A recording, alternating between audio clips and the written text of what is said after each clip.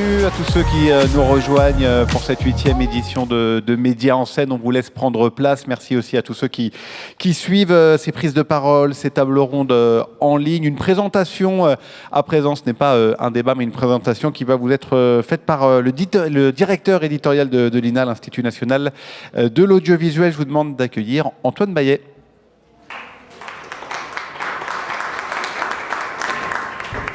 Merci beaucoup, Victor. Bonjour à toutes, bonjour à tous. Trop, pas assez, bien, mal. On vient de le voir, on vient de l'entendre pour ceux qui étaient là précédemment. La manière dont les journalistes et les médias d'info couvrent la question de l'environnement, au sens large, est devenue un objet de débat public qui est assez clivant.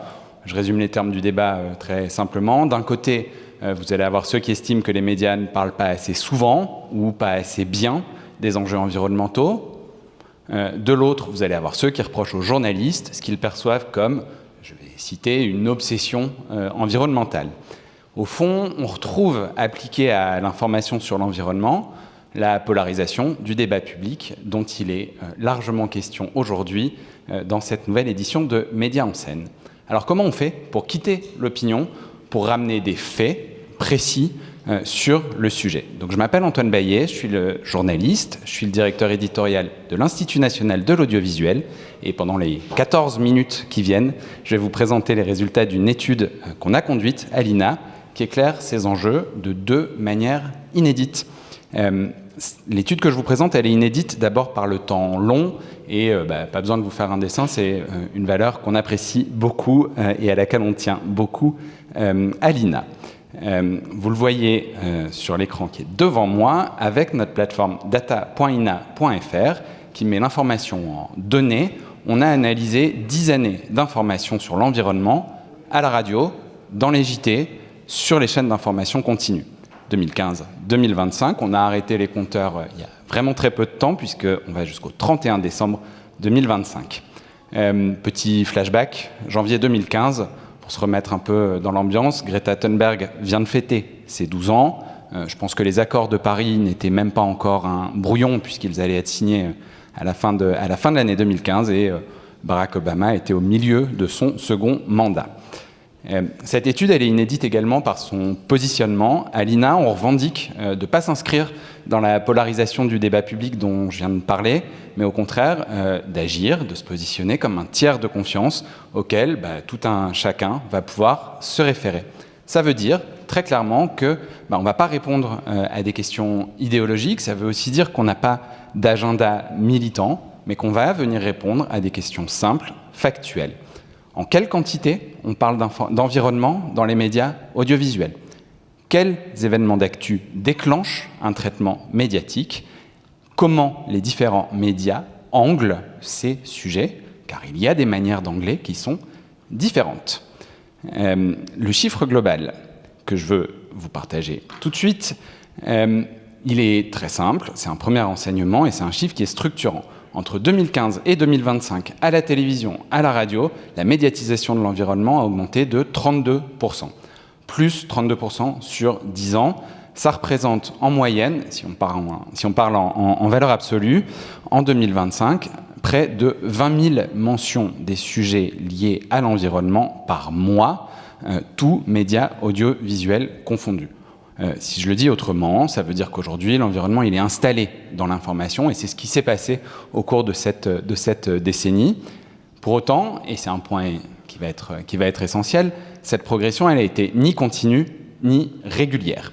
Quand on regarde la courbe, en moyenne lissée de 10 ans, on ne voit pas une pente douce, on voit des pics, on voit des accélérations et on voit aussi des replis. Je vais balayer 10 ans en 10 secondes d'actualité, donc ça va être forcément un peu réducteur, mais ça permet de dégager les grandes tendances. Le premier moment d'accélération nette, il est lié aux accords de Paris. À partir de la COP21, la médiatisation de l'environnement progresse nettement. Après ça, elle va se stabiliser. Le deuxième moment clé, c'est évidemment la crise Covid. Un an après le premier confinement, la médiatisation de l'environnement a chuté de plus de 40% par rapport à ce qu'il était dans la période immédiatement précédant le Covid. Évidemment, à ce moment-là, c'est un moment où il n'y a plus de place, tout simplement. On me fait signe de bien coller mon micro, pardon. Donc c'est un moment où il n'y a plus de place dans l'agenda pour l'environnement, et c'est un moment où l'actualité se recentre sur la santé, sur la crise sociale, politique, économique. Et puis progressivement, l'environnement revient, et on va rentrer après ça dans le détail des sujets qui sont traités, mais c'est lié à la couverture de l'évolution des modes de vie, c'est lié au fait aussi qu'il y ait de nouveau de la place dans l'actualité pour traiter des différents événements climatiques, et puis c'est notable, et c'est aussi en lien direct avec la table ronde précédente, ça tient aussi à l'évolution de certains formats dans les médias audiovisuels. Au fond, ce que nous montrent les données, c'est pas une prise de conscience linéaire, mais une médiatisation par vagues et qui reste encore très dépendante du contexte. On va zoomer un petit peu pour mieux comprendre les raisons de la médiatisation. Donc, on va cette fois passer à la représentation des pics et identifier les moments où l'environnement est le plus médiatisé. Et ben c'est simple, ça correspond presque toujours à des phénomènes climatiques extrêmes, canicule, sécheresse, feux de forêt, inondations, cyclones. Sur 10 ans, il y a quelques mois uniquement qui dépassent les 30 000 mentions mensuelles, et en fait, ce sont des mois où l'environnement il est tout simplement impossible à ignorer. Troisième axe de cette étude, à quel endroit, quel type de médias parle le plus d'environnement et en quelle proportion, et évidemment comment cela a-t-il évolué sur la période.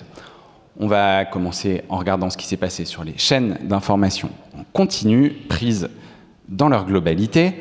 Ce qu'on peut y dire, c'est que la médiatisation de l'environnement, elle y est relativement stable sur 10 ans. Cette stabilité, elle cache quand même des différences fortes entre chaînes. On va se le dire aussi dans la manière dont, et on va y revenir, dans la manière dont est anglais la couverture des sujets environnement. Je vous donne tout de suite un élément d'explication sur la courbe de France Info, la chaîne de télé, sur pourquoi est-elle si haute. Elle est si haute au regard de sa structure de grille qui présente des journaux répétés régulièrement, là où d'autres chaînes d'information ont dégagé les journaux en tant que tels de leur grille pour des débats. Et donc il y a moins de sujets qui sont abordés quantitativement sur les autres chaînes. France Info, à partir du moment où un sujet est accroché dans un journal, il va être répété à plusieurs reprises dans la journée. Et donc, on va avoir cette courbe-là. C'est un invariant sur tous les sujets dès qu'on cherche à comparer, et on le fait souvent à l'INA, la médiatisation des sujets sur les chaînes d'infos entre elles. Si on passe sur les journaux, pardon, je savais que ça allait arriver, ce n'est donc pas la bonne slide, je ne sais pas si je peux revenir en arrière, et je ne sais pas si c'est possible côté régie, alors c'est encore une d'avant, et en plus c'est une slide qui est vraiment très importante, puisque c'est là que se passe la bascule, donc ça m'aurait ennuyé que vous ne la voyiez pas.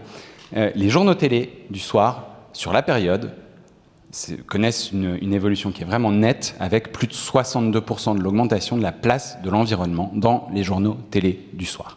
Sur la période, sur les 10 ans qui viennent de s'écouler, les journaux télé du soir sont devenus un lieu central du récit environnemental. Je vous donne aussi un élément d'explication, parce que là, on voit des choses qui sont vraiment très très nettes. Et souvenez-vous de ce que je vous disais, le lien entre les formats et l'évolution.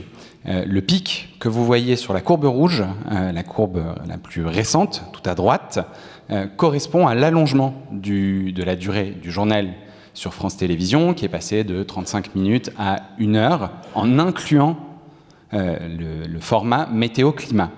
Et ben, ça a un effet immédiat. Ça se mesure très très directement et très quantitativement. C'est ce qui permet effectivement à France 2 ce pic récent. Si on se parle rapidement des radios, la radio suit le mouvement, les matinales progressent, notamment celle du service public, avec une hausse globale sur la période pour les matinales radio de 21% sur la place de l'environnement. Et donc on peut dire là aussi, encore une fois, que l'environnement n'y est plus marginal. Le dernier axe d'analyse qui est essentiel pour objectiver le débat. De quoi parlent les médias quand ils parlent d'environnement? On va rentrer dans l'analyse un peu plus fine à ce moment. Très simplement, il y a 3 thématiques qui dominent largement et extrêmement largement la couverture. Elles représentent à elles seules, ces 3 thématiques, les 2/3 de la couverture liée à l'environnement. On va trouver les sujets liés au climat. Alors quand on parle de sujets liés au climat, ça veut dire que ce sont des sujets qui parlent de canicule, ça veut dire qu'on parle de réchauffement climatique, ça veut dire qu'on parle des normales de saison, ça veut dire qu'on parle d'effet de serre. Ce sont ça les occurrences que nous sommes allés chercher. Deuxième thématique très présente, la biodiversité. Je peux vous faire tout le registre de la faune, de la flore, des oiseaux, des loups, des abeilles. Ce sont les mots associés au traitement de la biodiversité dans l'information. Dernière thématique très présente, les catastrophes naturelles. Et donc, c'est là qu'on va se parler d'inondations, de sécheresses, de cyclones, de feux de forêt. On arrive à avoir de la finesse sur ce type d'analyse-là, donc je fais un mini point méthodologique, mais si je prends l'actualité de la semaine dernière, la tempête Goretti, une des actualités de la semaine dernière, la tempête Goretti, au moment où il va être question de la tempête Goretti comme une bombe météorologique, là on est dans le registre du climat et on va aller identifier qu'il est question du climat. En revanche, au moment où on va être sur les retards de train, les accidents, les chutes d'arbres, et ben là, on est au contraire dans la thématique de la catastrophe. Même logique appliquée à une canicule, événement climat, qui va entraîner une sécheresse, qui sera une catastrophe, qui sera décomptée comme catastrophe naturelle. C'est pour vous dire qu'on arrive aujourd'hui à identifier quand même de manière assez fine ce dont il est question. Les questions institutionnelles, les questions de politique publique, les questions de militantisme, elles restent très minoritaires. Et là, j'ai un enseignement qui va un peu à contrario de ce qu'on a pu entendre précédemment, autour du backlash écologique. À l'échelle à laquelle on a travaillé, de manière macro, on n'a pas identifié de backlash écologique. On n'a pas identifié, par exemple, qu'il y ait une disproportion avec un média ou un autre qui ne parlerait que de militantisme, par exemple, au sujet de l'environnement. En parlant de militantisme pour le critiquer, par exemple. Ce qui est un point important à prendre en compte. Ça ne veut pas dire que lorsqu'on va zoomer qualitativement et lorsqu'on va écouter un sujet, il n'y a pas de critique qui puisse exister. Mais en tout cas, de manière macro, ce n'est pas quelque chose qu'on a repéré. Pour autant, les choix éditoriaux, ils vont exister. La proportion des thématiques employées, elle ne va pas être la même d'une chaîne à l'autre, d'un JT à un autre. BFM, priorité au direct, vous le voyez, priorité au direct égale priorité aux catastrophes naturelles. LCI, alors ils n'ont pas défini leur ligne éditoriale comme priorité à l'international, mais sans trop les trahir, je peux la résumer comme ça. On va être moins sur les catastrophes naturelles, davantage sur des sujets climat ou énergie. Quand on parle énergie ici, on parle énergie fossile, panneaux solaires, éoliens, etc. Si on regarde sur les journaux télévisés, les catastrophes naturelles sont l'entrée principale des journaux de France 2 et France 3 sur la période. Arte, dont les journaux sont beaucoup moins tributaires de l'actualité nationale, va entrer par la biodiversité. TF1 fait place à égalité les entrées biodiversité et catastrophes naturelles. J'ai fini mon tour d'horizon de 10 années de couverture, donc c'était évidemment forcément un peu raccourci. 3 points très rapides pour finir. Premier point, toutes les données, j'ai vu plein de personnes qui prenaient des photos. Je vous rassure, toute la présentation est disponible sur data.ina.fr. Vous pouvez aller l'y télécharger. Deuxième point, un énorme merci à Camille Petinéo, qui est data journaliste à l'INA, et avec Alexandre Bidon, Benjamin Demouge, qui sont data analystes. C'est eux qui ont permis à cette étude de voir le jour. Et si vous souhaitez encore mieux comprendre ce que l'on peut faire avec data.ina.fr, comment on peut l'utiliser sur plein de sujets différents, n'hésitez pas, parce que Camille en assure une démonstration à l'Agora à 12h pendant 20 minutes. Voilà, j'ai terminé. Évidemment, si vous voulez prolonger les échanges d'une manière ou d'une autre, je serai disponible pour cela.